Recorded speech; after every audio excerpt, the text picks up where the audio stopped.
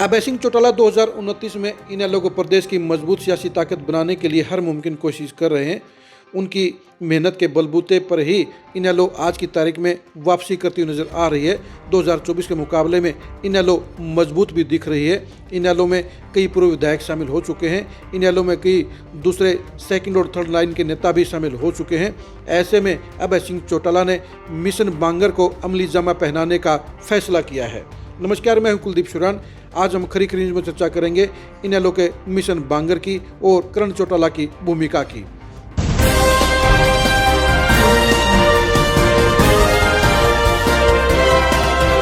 अभय सिंह चौटाला बखूबी जानते हैं कि बांगर का समर्थन उनके परिवार को हमेशा मिलता आया है।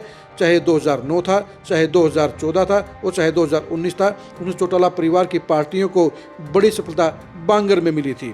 अब इसी वोट बैंक को अपने साथ दोबारा जोड़ने के लिए अभय सिंह चौटाला अपने बड़े बेटे करण चौटाला को उतारने जा रहे हैं और इसकी शुरुआत 23 मार्च को नरवाना में राज्य स्तरीय युवा सम्मेलन से होगी।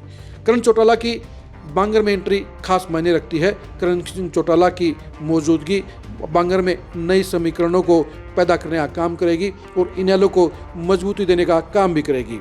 2024 के चुनाव में बांगर में ना इनेलो चली ना ही जेजेपी चली, लेकिन नरवाना हलके में इनेलो के प्रत्याशी को लगभग 50,000 वोट मिले और उससे ये साफ तौर पर नजर आया कि पूरे बांगर में अभी भी इनेलो का मजबूत वोट बैंक कहीं पर है तो नरवाना में है।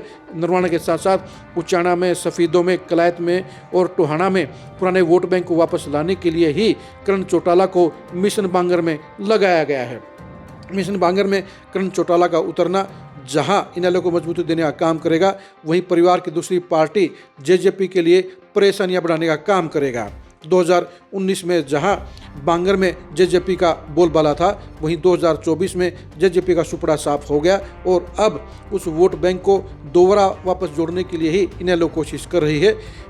अभय सिंह चौटाला बखूबी जानते हैं कि 2024 में बीजेपी को हराने के लिए उनका पुराना वोट बैंक कांग्रेस के साथ में चला गया था, लेकिन वो वोट बैंक आज की तारीख में रास्ता देख रहा है, माहौल को भांप रहा है और उस वोट बैंक को अपने साथ जोड़ने के लिए ही अभय सिंह चौटाला करण चौटाला को बांगर की पॉलिटिक्स में उतार रहे हैं। बांगर की पॉलिटिक्स में करण चौटाला का एक्टिव होना सारे समीकरणों को बदलने का काम करेगा, क्योंकि नेगेटिविटी को पॉजिटिविटी में बदलना और 2024 के चुनावी माहौल को बदलकर अब इनेलो का नए रास्ते पर चलना साफ तौर पर ये बता रहा है कि बांगर को लेकर अभय सिंह चौटाला बेहद सीरियस हैं और बांगर के पुराने परंपरागत वोट बैंक को अपने साथ जोड़ने के लिए ही वो करण चौटाला को बांगर में एक्टिव कर रहे हैं।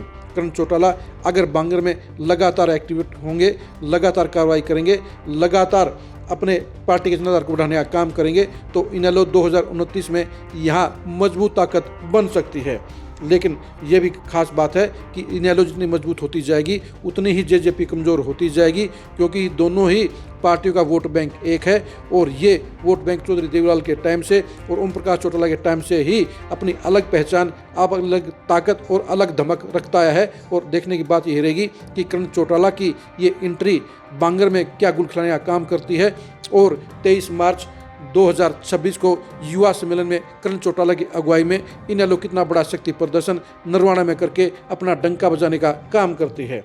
आप करण चौटाला की बांगर की एंट्री के बारे में क्या सोचते हैं, कमेंट करके जरूर बताइए। क्या करण चौटाला बांगर में इनेलो के पुराने वोट बैंक को अपने साथ जोड़ने में सफल हो पाएंगे, इसके बारे में आप क्या सोचते हैं, कमेंट करके जरूर बताइए। 2029 में बांगर में इनेलो और जेजेपी में से कौन सी पार्टी का दबदबा रहेगा, इसके बारे में भी अपनी राय जरूर बताइए। आप जेजेपी और इनेलो की पॉलिटिक्स को जानने के लिए लगातार खरी न्यूज़ के साथ बने रहिए।